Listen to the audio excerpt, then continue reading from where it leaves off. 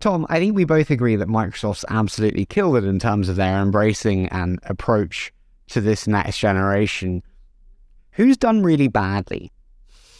I'm just like looking on the flip side, incumbent-wise. Is it Apple? Oh, Is it Amazon? Is it Facebook? Like, which one of them's like, you really missed the beat on this one, guys? it's got to be Google. It's my former employer, so it pains me to say it. And I didn't believe that chat would replace search, but I think for many use cases it will. And I think Google had a rude awakening where, I don't know, for 20, 25 years, they were uncontested. And now all of a sudden there's disruptive technology that to some extent they developed in-house but ignored.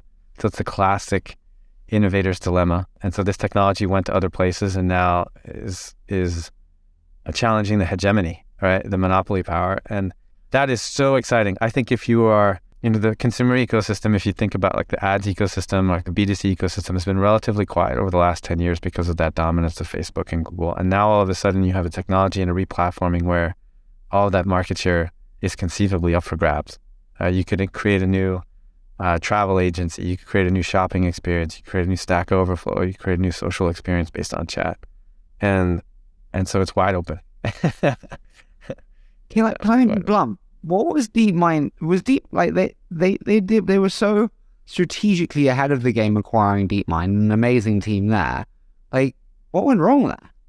Help me out. I think it's a classic thing that always, when you have a golden goose, when you have an incredible business model, you're always faced with the choice of disrupting yourself and destabilizing the ship, or waiting until somebody destabilizes it for you. And I think as a leadership team, it is so difficult to have the discipline to say, we are going to destabilize this ourselves.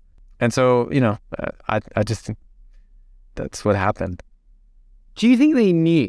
And what I mean by that is like Netflix did destabilize the golden goose. They took their mail order business and put it online because it was obvious. It would lose revenue in the short term, but it was obvious. Like the move from search to chat still isn't actually obvious. I mean, it's potential, but it's not obvious. Do you think that's why?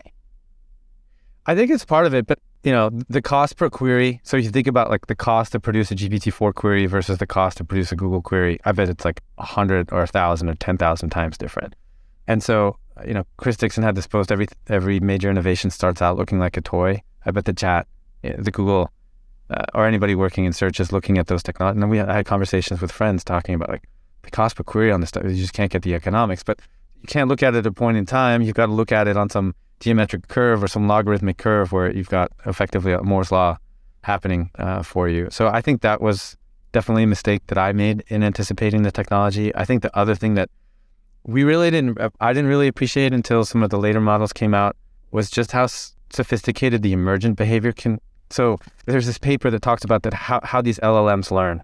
And the analogy is like humans, right? So I can learn math by reading a book, right? I can learn addition, I can learn division. And in that way, like the next time I see 4 plus 4, I know what the answer is, or what a cube root of 27.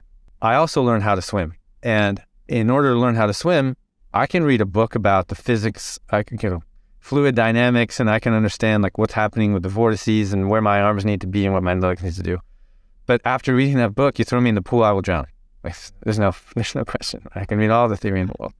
And so there's two different ways that we learn. Like we learn by effectively memorization, and we learn by doing. And what we thought at the beginning with these LLMs was that they're primarily memorization systems. And that's why there's improvements in the GMATs and the LSATs and the AP tests, just because they have more and more exposure to those questions. What we're starting to realize is they learn also by doing. And so there are these sort of what they're called emergent properties, where the more questions that they're asked, the more they figure out how to answer those questions in a better way. There's this beautiful feedback loop that exists that only happens when they swim more. They swim more, they learn how to swim faster, they ask more questions, they learn how to answer questions better, just like a human would. And not to say that they're humans, set that whole thing aside, but that I think has a compounding benefit that is really difficult to appreciate. I mean, humans are very good at linear stuff and they're terrible at geometric stuff. And I think what happened is that the quality of the answers and the breadth of the knowledge and some of these emergent behaviors, like the models learning how to swim, all of a sudden snuck up on everybody. And now, I don't know about you, but like the pace of innovation in this space is so fast. You wake up every morning and there's a new model, there's a new way of putting it together, there's a new application. It's really hard to stay on top. And that's because we're on the steep part of this geometric curve for the sophistication of these models. And at some point it will make the shelf of an S, but we're not, it doesn't feel like we're anywhere close.